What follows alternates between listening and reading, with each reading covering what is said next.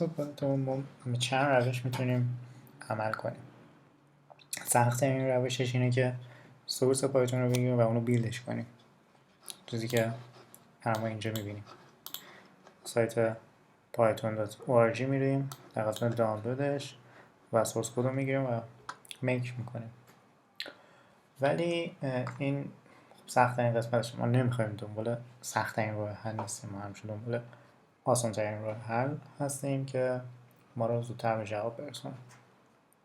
یکی دیگه از روش ها استفاده از پکیج منیجر هاست که توی مک او اس ها ما میتونیم از برو استفاده کنیم که پایتون حالا اینجا میتونیم ورژن پایتون رو به این صورت تعیین کنیم.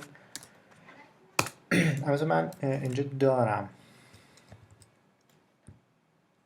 پایتون رو نصب دارم، ولی خب یه مشکلی که اینجا هستش اینه که در حالت عادی پایتون توی در واقع یونیکس لایک سیستم ها وجود داره و وقتی که 3 و 8 رو که نصبش میکنیم باعث میشه که چند تا ورژن از پایتون توی سیستم ما نصب بشه، ولی اون چیزی که استفاده میشه اون چیزی هستش که توی environment در واقع تو پس سیستم قبلا آورده شده. برای اینکه ببینیم کدوم پایتون هم در حال استفاده است، توسط این دستور ما میتونیم ببینیم که در واقع فایل اکزیکیوتور باینری که سیستم ما یا چیزی که سیستم ما داره در واقع از اون استفاده میکنه برای اجرای پایتون رو اینجا با این دستور ببینیم. خب اینجا الان به ما میگه که الان سیستم چیزی که الان تو پس سیستم هستش که از اینجا مورد شده، از این اولین چیزی که گرفته شده از این قسمته و پایتون رو از اینجا برای ما اجرا کرده. اینطوری اجراش میکنیم ببینیم این پایتون 3 و 7. برای که من پایتون 3 و 8 رو در واقع توی در واقع پایتونم بیارم که در واقع با زدن پایتون 3 و 8 اجرا بشه، نه پایتون 3 و 7، توی اینجور مواقع یکم در واقع مشکل برمیخوریم، مخصوصا زمانی که توی یک یوزر دیگه باشیم و بخوایم از یه پایتونی به پایتون دیگه بریم.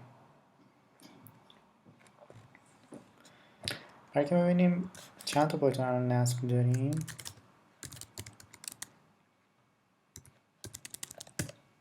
از اینجا ببینیم من هم پایتون 3 و 8 رو دارم، هم پایتون 3 رو دارم که به 3 و 7 لینک شده و برای اینکه از پایتون 3 و 8 استفاده کنم باید دقیق بگم 3 و 8. من ورژن رو اینجا بنویسم.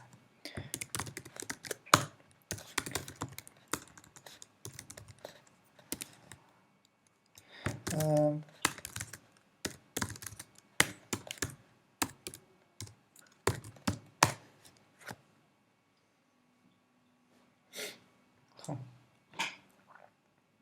حالا یا من باید یه در واقع پایتون 3 و 8 رو لینکش بدم به این که در واقع دیگه پایتون 3 هم این رو ببینه، یا اینکه به جای اینجور کارها که سافت لینک بدم و از دستور ln استفاده کنم و دقیق آدرس پایتون 3 رو به لینکش بدم به پایتون 3 و 8 که هر موقع پایتون 3 زدم پایتون 3 و 8 اجرا بشه، یا اینکه خیلی راحت‌تر میتونم از یه ابزار مدیریتی خوب استفاده کنم به نام Pyenv.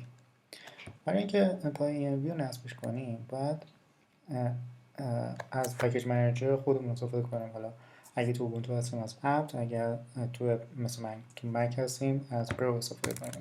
برو install py. حتی من الان نصبش دارم، ولی با در واقع اجرای این دستور pyenv نصب میشه که اینجا میبینیم به من گفته که قبل نصب. خب وقتی که این pyenv رو نصبش میکنیم، ما میتونیم در واقع وظیفه مدیریت نصب ورژن های مختلف پایتون رو به این در واقع ابزار بسپاریم. خب حالا چند تا از کامندهایی که مربوط به این ابزار هستش رو با هم مرور میکنیم برای اینکه ببینیم ورژن هایی توی pyenv اون هستش. از دستور pyenv install list استفاده میکنم. من اینجا اینستال رو اشتباه نوشتم. خب همونطور که میبینیم تو pyenv ما این ورژن ها رو داریم.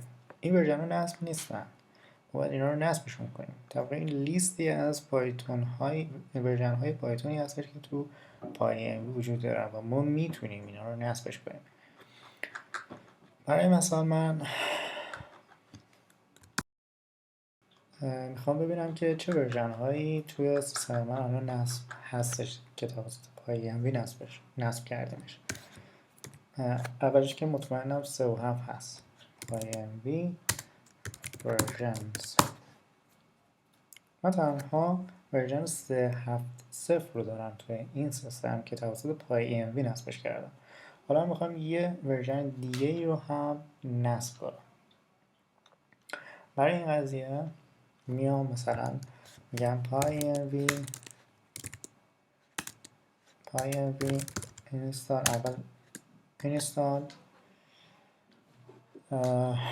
مثلا ورژن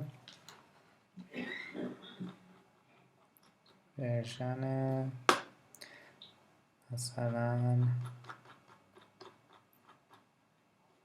3.6 رو میخوام نصبش کنم. خب وقتی این دستور رو بزنیم pyenv میره از در واقع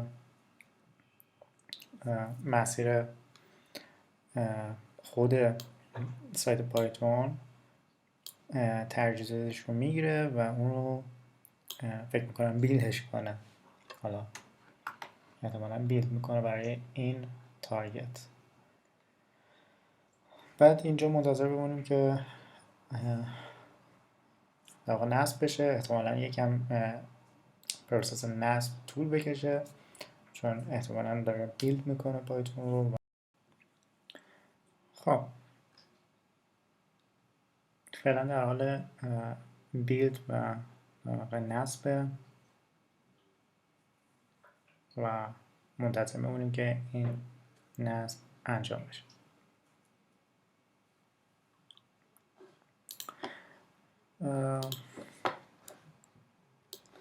ما میتونیم یه کامندهایی که مرتبط با pyenv هستش رو با دستور commands در واقع به دست بیاریم و از اونها استفاده کنیم.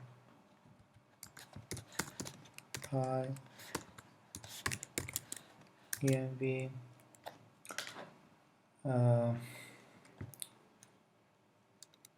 مثلا reach help. خب برای اینکه ببینیم یه دستوری از بین این دستور چه کاری انجام میده برای ما،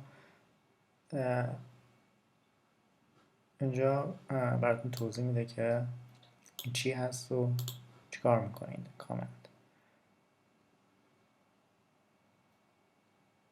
خب اینجا میگه در واقع مسیر کاملی از اکزیکیوتیبلی که pyenv در واقع اونو صداش میزنیم. مثلا احتمالا پایتون رو اینجا بگیم پس کامل رو به من نشون میده که از کجا این اجرا شده. 3 و 8 ما اینجا اینو نداریم فهم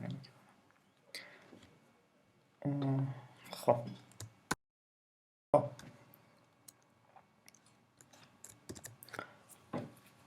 از کامندهایی که میتونیم طبقه از اون استفاده کنیم و برای ما مهم هستن pyenv versions هست که مشخص میکنه چه ورژن هایی در حال حاضر تو سیستم هستش و کدوم ورژن فعاله که فعال بودن توسط یک استار تو این بخش تعیین میشه. ما میتونیم بفهمیم که در حال حاضر سیستم من پایتون 3.7 رو اجرا میکنه با زدن پایتون. برای اینکه سویچ کنیم تو پایتون یه پایتون دیگه که در حال حاضر هست ما میتونیم از دستور گلوبال استفاده کنیم که میتونیم توضیحش هم اینطوری ببینیم pyenv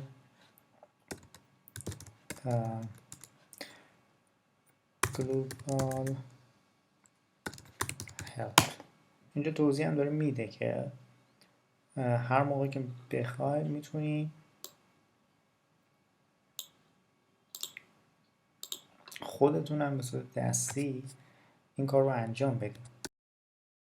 در واقع اینجا داره میگه که یا توسط این دستور یا اینکه ست کردن این environment خیلی راحت این کار رو به صورت دستی هم میتونید انجام بدید. خیلی نیاز نیستش که از این دستور استفاده کنید.